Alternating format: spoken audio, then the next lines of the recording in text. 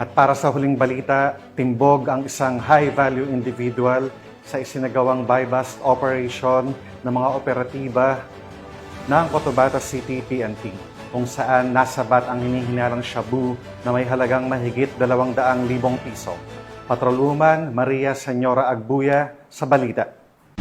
Ang isang high-value individual na si alias Magid, 28, payong-payong driver at presidente ng Rosario Heights 10 matapos ang buy-bust operation ng Cotabato City PNP nito lamang ika-29 ng Hulyo taong kasalukuyan. Nasamsam sa operasyon ang 35 gramo ng hinihinalang shabu na nagkakahalaga ng 238,000, buy-bust money at iba pang non-drug paraphernalias. Nasa kustodiya na ng pulisya ang sospek at haharap sa kasong paglabag sa Republic Act 9165 o Comprehensive Dangerous Drugs Act of 2002.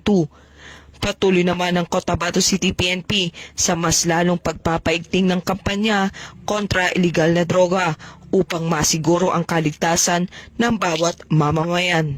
Mula rito sa rehiyon ng Bangsamoro, ako ang inyong Police News Network Correspondent, Patrolwoman Maria Senyora Agbuya, alagad ng batas, tagataguyod ng Balitang Pulis.